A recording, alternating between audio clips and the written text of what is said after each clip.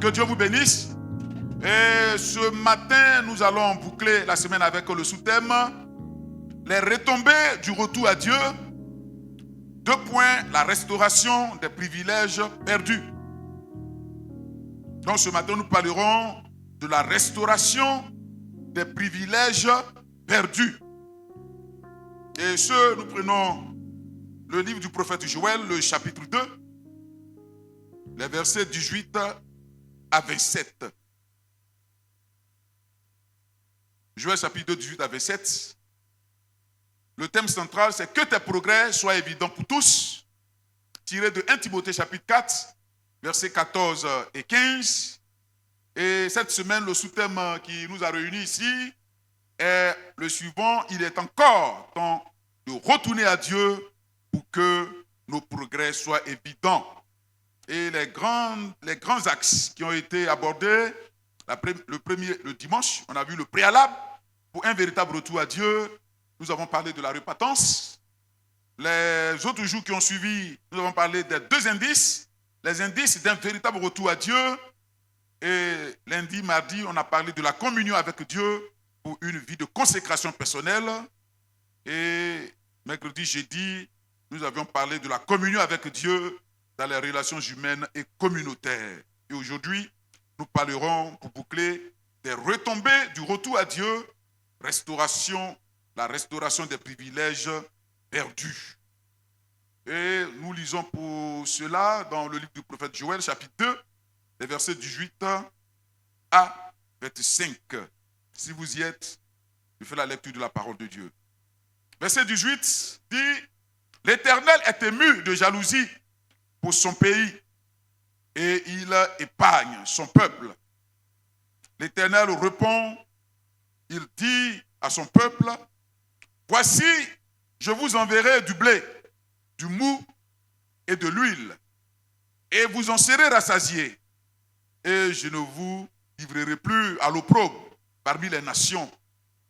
J'éloignerai de vous l'ennemi du nord. Je le chasserai vers une terre aride et déserte. Son avant-garde dans la mer orientale, son avant-garde dans la mer occidentale, et son infection se répandra.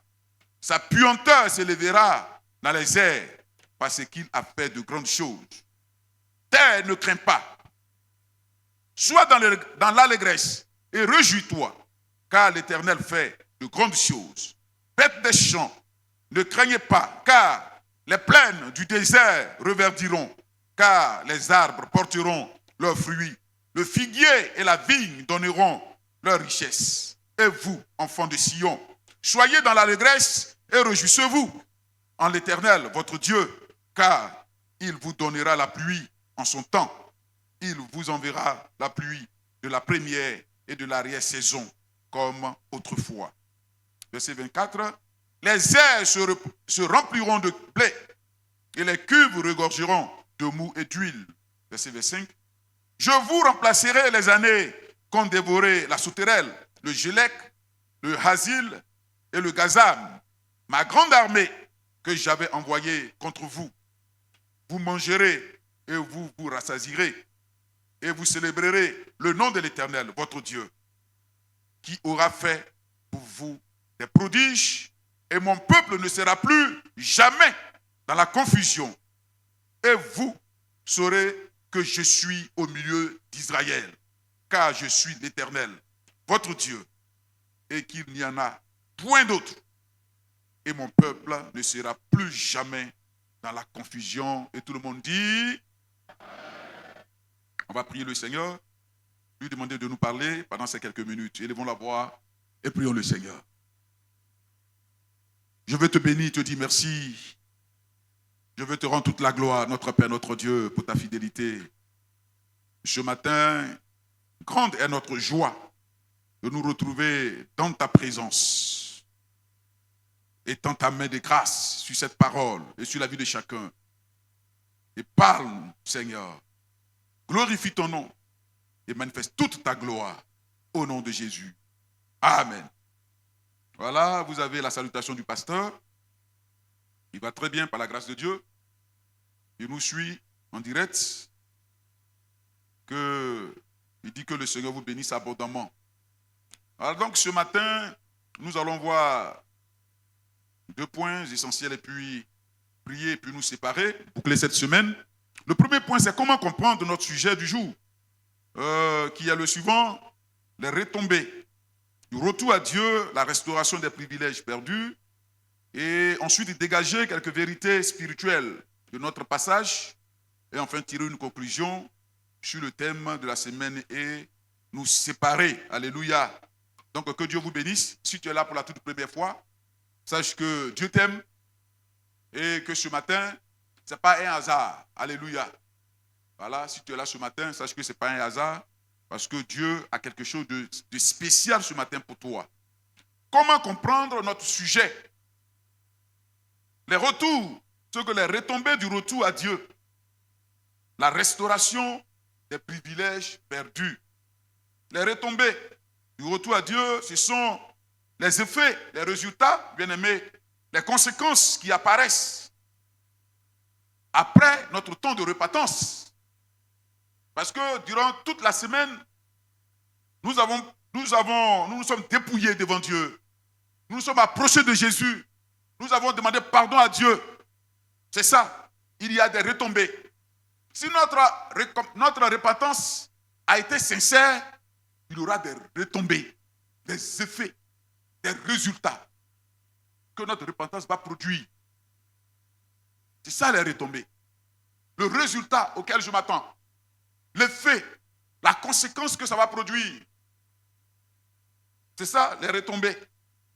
Donc la restauration des privilèges perdus, c'est le retour de la grâce divine, le retour de la faveur, le retour de l'autorité, le retour de la joie, le retour de notre communion avec Dieu, le retour de notre consécration avec Dieu. C'est ça, la restauration. La restauration, c'est un passage. Quand la Bible parle de restauration, ça veut dire qu'il y a eu un préalable, il y a eu la mort. Donc quand Dieu veut restaurer, c'est qu'il y a eu une mort. Donc, Dieu veut changer l'état de mort en un autre état. C'est ça la restauration. Donc, si tu avais perdu la joie, si tu avais perdu quelque chose, si tu avais perdu la paix du cœur, après un temps de repentance, la paix du cœur doit revenir, la joie doit revenir, l'autorité doit revenir. Tout ce que tu avais perdu, Dieu va te restituer cela. C'est ça la restauration. Tout ce qui était mort en nous doit reprendre vie. C'est ça la restauration. On a des privilèges en tant qu'enfant de Dieu. Dieu nous a donné des privilèges. Dieu nous a donné, je dirais, des dons, de la richesse, de la joie, de l'autorité. Ce sont les privilèges que nous recevons quand nous disons à Dieu, je veux devenir ton enfant. Quand nous acceptons Jésus, il y a des privilèges. Mais si nous ne veillons pas, le péché peut nous faire perdre ces privilèges. Mais comme Dieu est amour, si nous revenons à lui, Dieu restaure. Il ramène ses privilèges. Alléluia. Donc ce matin, nous croyons que Dieu nous a restaurés. Ton amen est faible. Oui. Moi, je crois que Dieu m'a restauré. Et je crois qu'il t'a restauré. Alléluia. Il est fidèle. Oui. Dieu redonne, bien-aimé, ce que le péché, ce que l'ennemi ou la vie avait ôté en nous. Ce que le péché a enlevé. Ce que l'ennemi a volé. Ce que la vie nous a arraché. Quand nous nous approchons de Dieu, quand nous revenons à Dieu de tout notre cœur, Dieu nous redonne cela. Il nous redonne cela facilement. Comme on le dit, il n'est pas cher en autre. Quand tu es sincère, tu t'approches de lui, il te redonne ce qui te revient de droit. Alléluia. Ce matin, Dieu, il nous a, dans cette semaine, redonné, mais il veut ce matin combler. Il veut mettre un point final. Alléluia. À cette bénédiction. Donc que chacun de nous, bien-aimés, se dispose à récupérer. Même ici, vendredi, on a récupéré. Aujourd'hui, on va mettre un point final. À récupérer définitivement. Pour que les 2 semaines qui suivront, nous puissions, bien aimés, nager dans la bénédiction. Oui. Nous puissions brandir la bénédiction pour dire que Dieu nous a restaurés. Il nous a visités. Nous sommes redevenus des propriétaires. Alléluia. Ce matin, c'est ce qu'il veut faire dans ta vie. Il veut nous rétablir. Restaurer veut dire rétablir, repositionner, relever, remplacer, récupérer. Alléluia. Ce matin, c'est ça l'objectif final. Et cette semaine-là, c'est l'objectif que nous avons poursuivi. Que Dieu nous restaure dans tous les plans de notre vie. Même pas un seul plan. À tous les niveaux, spirituels, matériels, matrimonial, physique, professionnel, à tous les niveaux, que Dieu nous restaure. C'est ce qu'il a dit aux enfants d'Israël. Le texte que nous avons lu a eu des préalables. Il y a eu des choses qui sont passées avant, dans Joël, chapitre 1. Le peuple a désobéi à Dieu, a péché. Et Dieu dit, lui-même, il a envoyé son armée. Pour dire que ce qui nous arrive, ce n'est pas forcément Satan. Dieu même peut occasionner des troubles dans ta vie. Il peut occasionner des moments difficiles dans ta vie. Il dit, j'ai envoyé mon armée contre Israël. Les sauterelles, le Gélec, les Gazam. Ce sont de véritables agents que Dieu a envoyés pour détruire toute la sémence. Alors donc, tout ce qu'Israël semait, plantait, ne pouvait réussir. Parce que les sauterelles venaient vis-à-vis pour détruire. Mais ces sauterelles-là, aujourd'hui, d'une manière spirituelle, sur le plan spirituel, ils peuvent venir dans nos vies. Dieu peut permettre cela. Pour mélanger tous nos programmes. Pourquoi? Parce que nous avons péché contre lui. On peut dire, moi je n'ai pas péché. Mais nos arrière-parents peuvent pécher contre Dieu. Quand on va loin dans la délivrance, il faut explorer tous ces paramètres. Nos familles ont posé des actes parce que nous ne connaissons pas le Seigneur. Des familles ont dédié des vies tout entières aux esprits des eaux. Parce que les parents n'arrivaient pas à enfanter. Et c'est des choses qu'on nous a racontées. Et chez nous au village, toutes les filles sont pratiquement claires. Parce qu'il n'y avait pas de filles. Et ils vont aller prendre un féticheur pour venir. Et il va dire, le marigot qui est là-bas, il y a un gros arbre. Allez-y, il y a kaolé dedans. Chaque femme du village va puiser l'eau là-bas. Prends kaolé, puis matin elle met sur elle. Quand le mois finit, elle paf. Quand elle accouche ses enfants, la fille elle est claire. Vous voyez? Et là, c'est un pacte qui a été signé. C'est une alliance. Mais si cette dernière grandit, et puis elle connaît le Seigneur, et puis elle va à l'église, sans briser cette alliance, mon vieux, ça sera chaud sur toi. Quand tu peux venir à l'église, non, moi j'ai grandi, je n'ai pas péché, je me suis marié. Mais il y a un point de contact quelque part. C'est ça.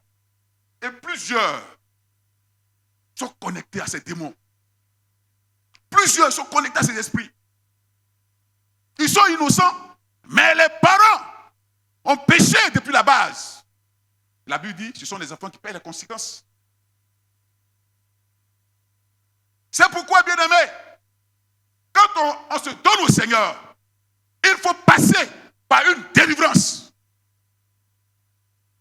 Il faut passer par des moments de prière pour briser tous ces liens. Parce que c'est un péché et qu'il y a des racines. Alléluia. Ce matin, c'est ce que Dieu veut faire. Il veut nous restaurer.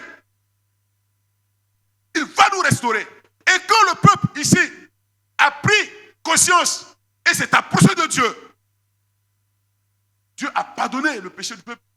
Et ici, au chapitre 2, que nous avons lu, verset 18, il dit, mais je suis jaloux parce que je veux vous avoir à moi seul. Je ne veux pas que vous adoriez d'autres dieux. vous vous éloignez de moi.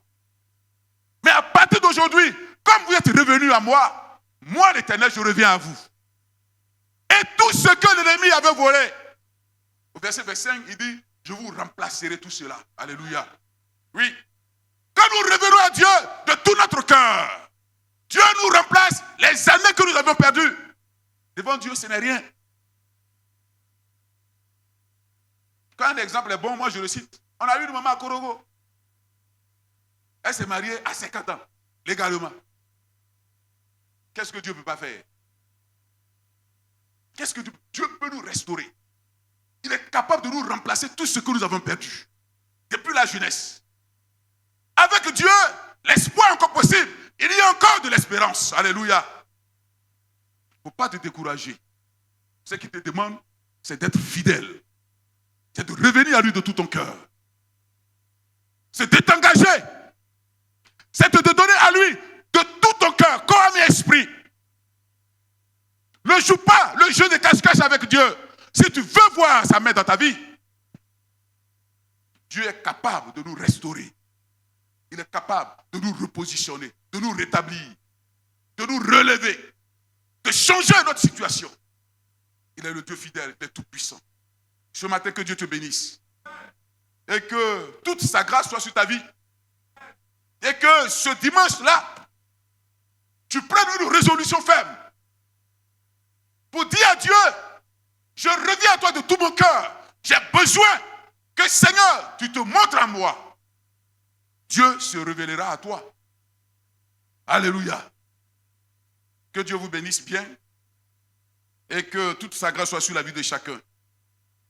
Oui, que son nom soit béni. Quelques vérités pour nous séparer. Oui, ce que nous pouvons retenir, il y a tellement de vérités dans ce passage. Les deux premiers versets, versets 18 à 19, la première vérité ici qui est mise en évidence, c'est la compassion et la réponse de Dieu face aux besoins du peuple. La compassion. La compassion. Il dit au verset 18, l'Éternel est ému de jalousie pour son pays et il épargne son peuple. L'Éternel répond et il dit à son peuple, voici, je vous enverrai du blé. Dieu est ému de jalousie pour le peuple. Il répond à leurs cris après la repentance. C'est très important. Dieu répondra à nos cris après notre retour à lui.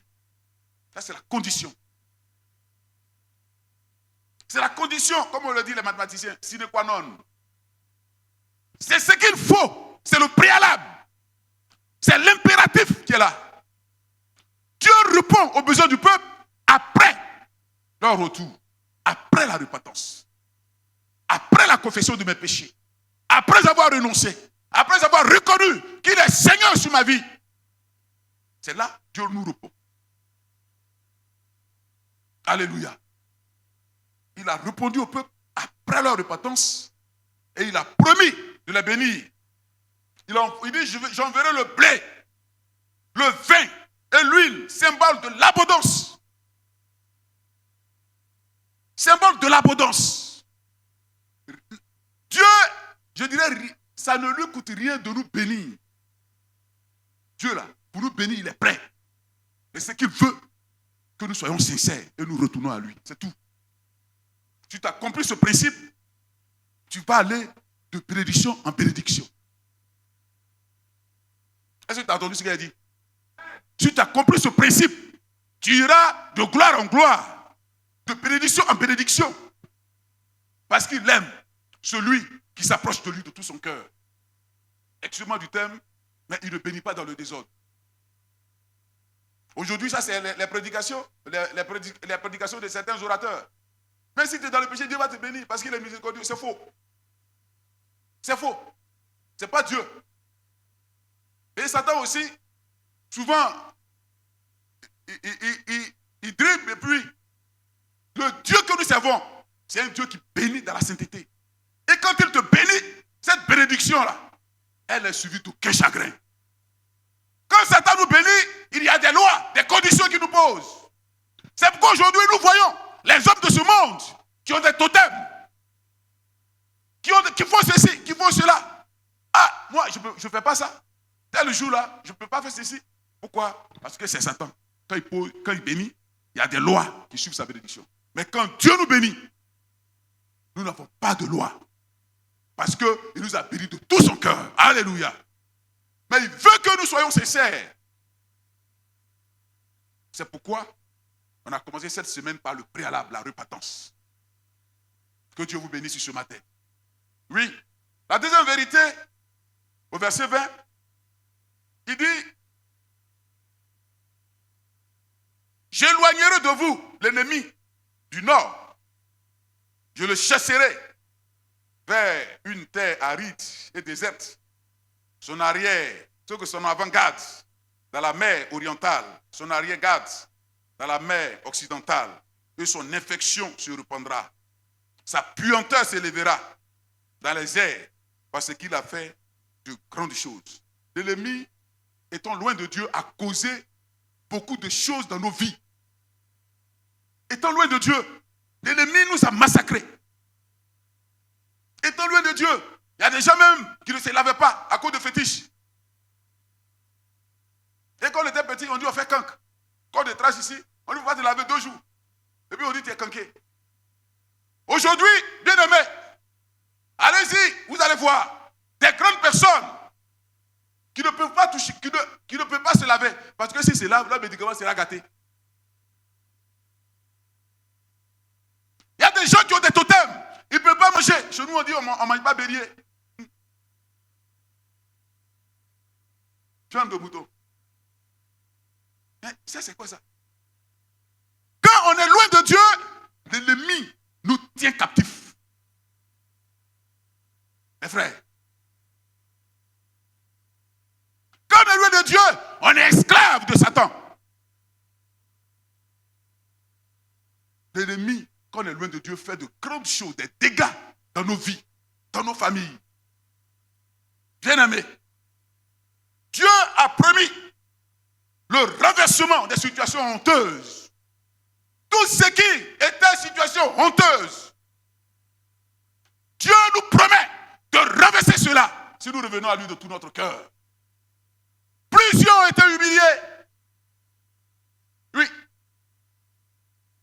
Plusieurs ont été ridiculisés, humiliés, rejetés, méprisés, étant loin de Dieu.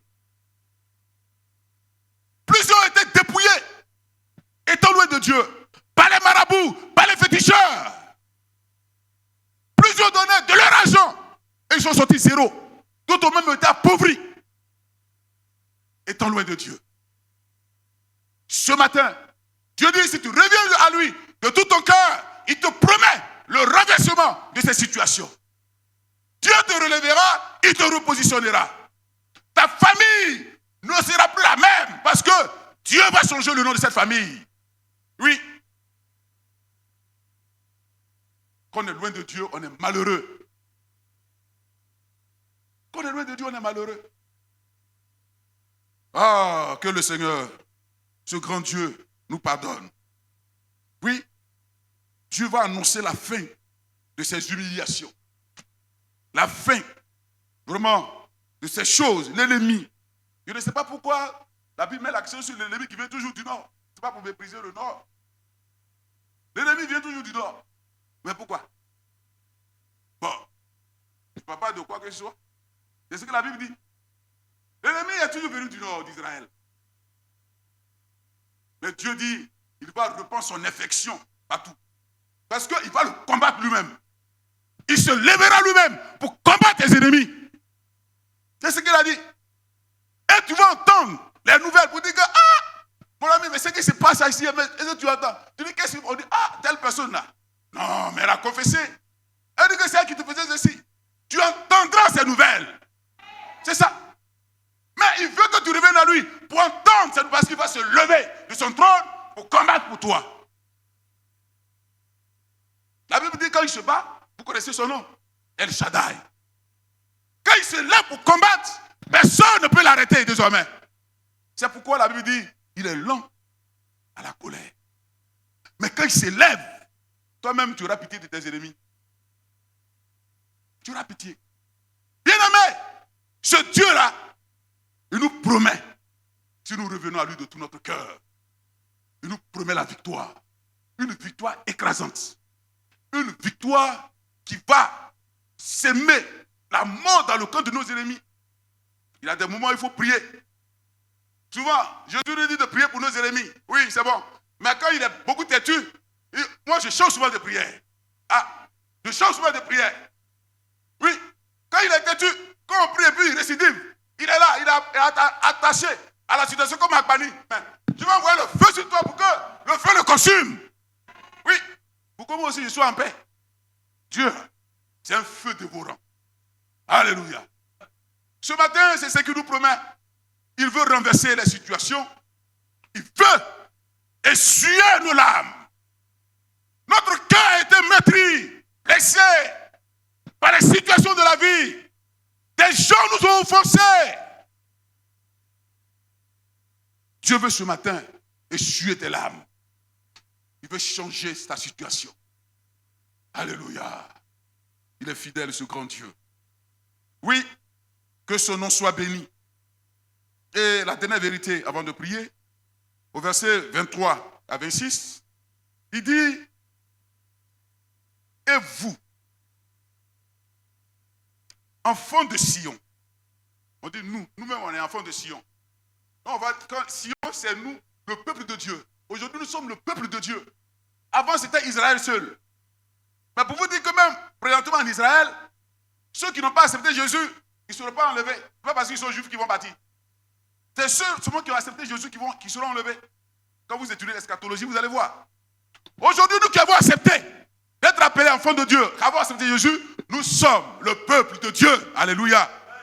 Dieu dit, et vous, enfants de Sion, soyez dans l'allégresse. Alléluia. Ça dit, soyez dans la joie. Soyez dans l'allégresse. Et réjouissez-vous en l'Éternel, votre Dieu, car il vous donnera la pluie en son temps. Alléluia. Alléluia. Il vous donnera la pluie en son temps. Qu'est-ce qu'il va faire encore? Il vous enverra la pluie de la première et de l'arrière-saison, comme autrefois. Les airs se rempliront de blé et les cuves regorgeront de mou et d'huile. Le verset qui va me tuer, c'est celui-là. Et je vous remplacerai les années qu'ont dévoré la sauterelle, le gélec, le asile et le gazam. Alléluia. Oui, il dit, je vous remplacerai. Il est le Dieu créateur. Vous voyez, il est le Dieu créateur. La Bible l'appelle Elohim, le Dieu créateur. Rien ne lui est impossible. Par la parole, Dieu crée. Aucune situation, bien-aimée, ne lui est impossible. Il est capable de transformer tout. Dieu est capable de transformer tout. S'il a élevé des gens de la bassesse jusqu'à la hauteur, ce n'est pas pour toi. Ta situation n'est rien devant lui. Il est capable de tout créer. C'est le Dieu créateur. Alléluia. C'est lui qui crée toutes choses.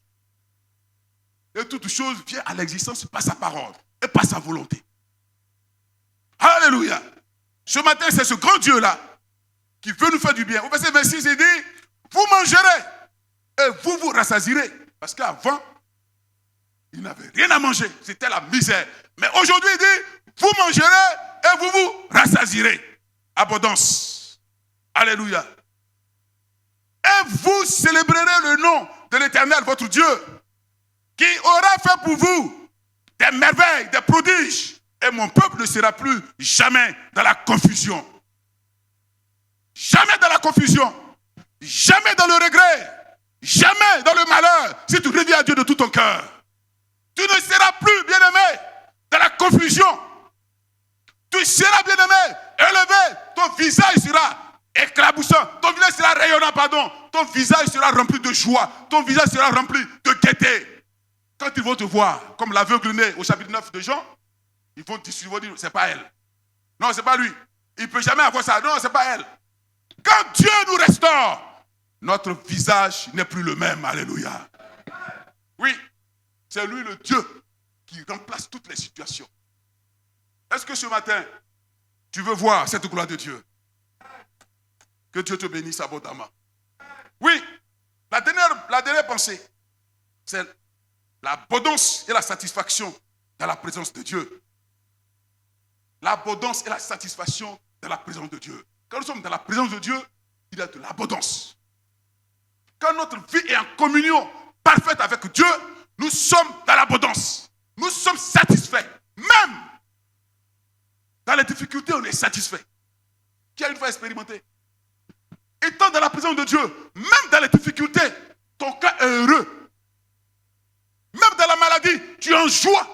Parce que tu sais qu'il y a quelqu'un qui est à côté de toi qui ne va jamais t'abandonner. Et quelle que soit la situation, ton Dieu interviendra. Alléluia. Ce grand Dieu-là, moi je ne sais même pas ce que je peux lui donner. Pourquoi David pourrait dire, qui est l'homme pour que tu prennes soin de lui? Nous ne sommes rien. Mais c'est par grâce, par pure grâce, que Dieu a jeté ses regards sur nous. Les anges qui ont cette puissance-là, Dieu ne les a pas aimés au même titre que nous. Il nous a aimés véritablement. Et sa présence en nous, sa présence autour de nous, bien-aimés, est une forteresse. Sa présence autour de nous, bien-aimés, est une grâce spéciale. Sa présence autour de nous, quand nous sommes dans nos véhicules et nous partons, soyons heureux parce que nous avons celui qui tient nos vies entre les creux de sa main. Alléluia. Partout où nous serons, bien-aimés, soyons heureux, soyons rassurés de la présence permanente de Dieu. On a des témoignages éclaboussants des frères qui étaient dans des véhicules rendus, je dirais, en quelque chose qu'on ne peut même pas déterminer. Mais Dieu les a fait sortir. Alléluia. Notre Dieu, sa présence nous fait du bien. Ce matin, Dieu envoie une pluie de restauration sur ta vie. Dieu envoie une pluie de restauration sur ta vie. La première pluie, quand Dieu envoie la première pluie, c'est pour s'aimer. Et quand il envoie l'arrière-pluie, bien aimé, c'est pour récolter. Dieu envoie ce matin son arrière-pluie sur ta vie pour récolter ce que tu as semé, pour récolter en abondance, pour récolter ce que lui veut dans ta vie. Dieu va descendre ce matin cette pluie de restauration sur ta famille. Que l'abondance soit ton partage. Que la santé soit ton partage. Que la grâce soit ton partage. Que la prospérité soit ton partage. Que l'abondance soit ton partage ce matin. Parce que ton Dieu envoie cette pluie ce matin. Et cette semaine-là, tu rendras témoignage à ton grand Dieu. Parce qu'il a fait pour toi de grandes choses. Alléluia.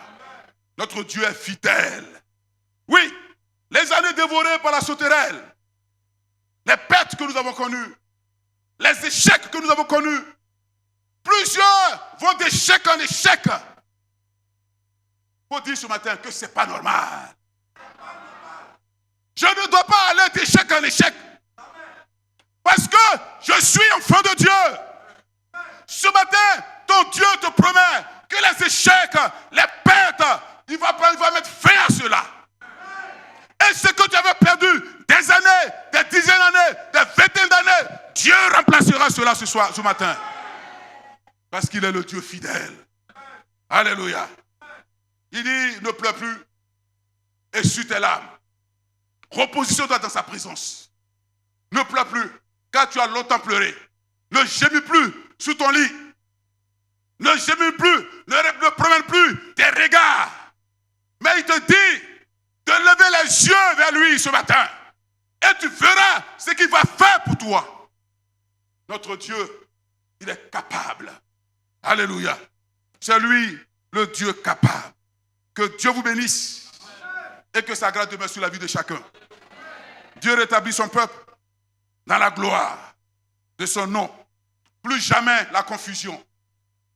Dis, plus jamais la confusion. Plus jamais la confusion. Plus jamais la honte. Plus jamais la honte. Mais désormais, je serai dans la gloire de Dieu. Dans la gloire de Dieu. Alléluia. Si tu es dans la gloire de Dieu, tiens-toi debout. Tiens-toi debout. Oui, tiens-toi debout. Le peuple reconnaît que Dieu est au milieu d'eux. Oui, ce matin, bien-aimé, ce matin, Dieu veut faire quelque chose. Groupe musical. On va prier pour quelques minutes, nous séparer. Dieu restaure celui qui revient à lui de tout son cœur. Dieu restaure. Oh, Esprit de Dieu. Il dit maintenant encore, dit l'Éternel, revenez à moi de tout votre cœur, avec des jeûnes, avec des pleurs et des lamentations. Déchirez vos cœurs et non vos vêtements. Gloire à Jésus. Et revenez à moi, votre Dieu, car il est compatissant et miséricordieux, lent à la